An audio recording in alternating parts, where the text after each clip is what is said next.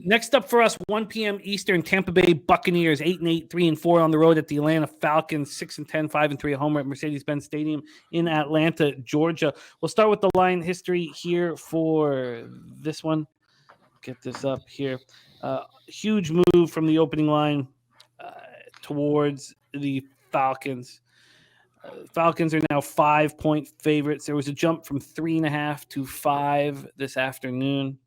Some books like Bet Online, who opened this up a while ago, opened this up as a pick'em. So that's how far we have come here. 5-point favorites right now. From a total perspective, it opened up at 40.5, and it's now 40.5, but it's juiced to the over. That kind of caught me by surprise, as I thought this was an under spot.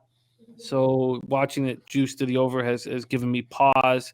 Take a look at the cash here for this one. We have 5,170 tickets in, 24% of the tickets, 56% of cash on Atlanta, and clearly the market's concerned and moving the line quickly. 34% of tickets and 48% of cash is on the over, so it looks like there's sharp money towards the over. Brady says Bucs first half for me. The line creeping back up right now. Brady says he's starting, so we'll wait if he plays. Bucs first half for me. That's an interesting look there. Spenny says Bucs probably sit players. Yeah, but it looks like they won't at first. They've locked up the number 4 seed in the NFC, and they can't move. They have nothing on the line, but Bowles says he plans to play starters, including Tom Brady. They come in off their biggest win of the year, 30-24 at home versus the Panthers. Brady was 34-45 for 432 yards, 3 touchdowns. Mike Evans was spectacular. He caught 10 passes for 207 yards, 3 touchdowns. He hadn't caught a TD since week 4. How blaring was J.C. Horn not on the field? And it's just what a game changer that was, not seeing him out there. He became the first player in NFL history to begin a career with 9 consecutive seasons at 1,000+. Godwin caught 9 for 120, did lose a fumble. The running game struggled again. As a team, they ran 25 times for 67 yards. They put up 478 total yards, but still struggled on third down, just 4-15, and were just 1 of 3 in the red zone. They just don't seem now with J.C. Horn out of the lineup, and Evans was catching, some big plays were happening, but we haven't seen them all year, and we still didn't see them on third down. They finished with 2 sacks and 6 quarterback hits, and Sean Murphy-Bunting had an interception. Carlton Davis and Carl Nassib are still inactive.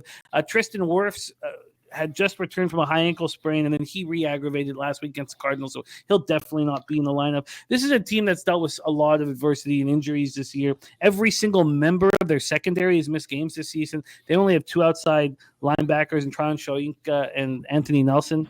So if they had a third-string tackle and Brandon Walton protecting Brady's blind side, so they need help. And Jensen and Wirfs back in the first round of the playoffs will be very noticeable. Falcons coming off an underwhelming 2019 victory at home over the Cardinals. Ritter secured his first win as a starter, 19-26, 169 yards. Still no touchdowns. He had to throw a touchdown pass in 3 games.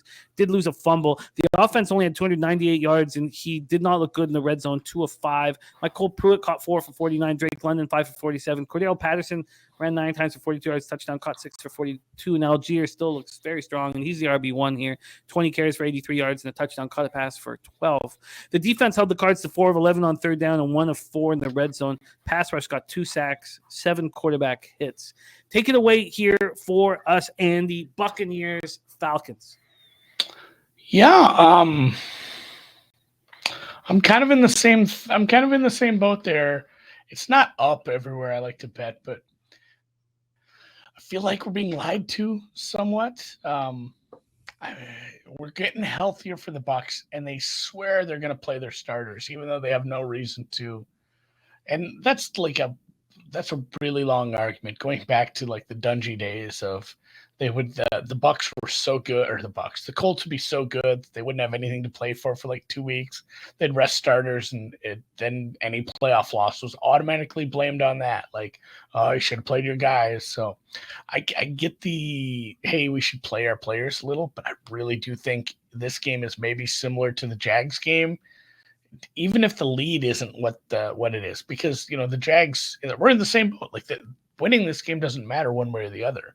I think the point is to keep people sharp, keep people going through the motions, the routine of getting ready and playing a football game, as this team will, play on Wild Card Weekend. They're obviously not getting a 1 seed. So I think it's a I think it's probably a Tampa Bay plays the starters in the first half and 50-50 that they all get yanked at some point. So I'd like Tampa, but yeah, getting like first half, and again, it's a weird first half line. I don't like taking a number that short if it's going to be like a 2.5. It's not up in a lot of places, but pretty strong lean to just Tampa Bay first half money line. That's interesting. And Birdie's asking about adding some Super Bowl tickets. I added some earlier in the year, so I'm full up on having any Tampa Bay exposure. Obviously, I didn't get numbers that big. I was looking at them to get healthy and improve the year this year. Maybe that's still something that can happen if this wide receiver core gets on the same page as Brady for longer than 3 drives in a row. But yeah, I'm 25-1, kind of worth it. It might be worth a look. The NFC playoffs are kind of horrible. Like, yeah. Really, like the Eagles, even with Hurts back, have taken a big step back with all the injuries. The Cowboys with all the defensive injuries. The Niners are starting a rookie quarterback. Like, those 3 teams are behind. My first 4 teams in my power rankings are in the AFC. And the NFC playoffs are very weak. And, man, Lions could end up in the goddamn Super Bowl at this point. So, if you like a team, you think they're getting healthy, and you like a number, I don't hate that at all. But yeah, Bucs first half money line. I don't know if you have. Is that up anywhere? Most of the places I bet don't have first halves up. Yeah, it's up. It's up at Bet365 at plus 150. Let's see where else has it here. Let me just move over to first half, but it's plus 2.5. Money line's plus 150. You're right. It's hard to find here, and Pinnacle has it plus 150, Bet365 plus 150, Bovada plus 145, and 5 Dimes plus 140. Yeah, you know what? I don't take a big dog price that often. I'm gonna do it just first half straight up. Bucs at plus 150 first half. It's a very interesting look. And the Birdie wants to know. Yeah, he's asking about the defense here. Yeah. What do you think? Trust him? So, like, yeah, with Davis and Nassib missing, it'd be nice. It sounds like Vita's fine. I think Donovan Smith plays. Like, as they get healthier, this is a good defense if they're fully healthy, especially on the back end. They had so many injuries to the secondary. If everybody's winning, if everybody's healthy in the secondary at some point, it's a very formidable defense. And yes, they need everyone healthy up front, like Vea, to be a very good a run defense like they were earlier in the year. And Rance is making fun of the refs finding a way to get Brady to a Super Bowl. Like, he's saying that tongue in cheek, but at the same time, like, who's getting more roughing the passer calls, Tom Brady or whatever Atlanta's rolling out this week? I'm assuming it's just they're not going to like bench Ritter at some point, but yeah, it's Brady gets the calls, so maybe a little bit of an edge there too. And I do think they play at least a half, so I'll look to get a nice number on that first half. It's an interesting angle. It's an angle that I hadn't thought of. Bucs first half, and I did with you. I moved 1 unit on the Bucs. I think it was back in week 5, and I didn't even get that good of a number. Like 9-1. I believe it was 9-1. I'd have to look back, but that was my only addition all year. I did no additions because I was succeeding. I was like, don't mess with this. But beginning of the year, I have the 49ers division conference Super Bowl, Chargers division conference Super Bowl. That's it.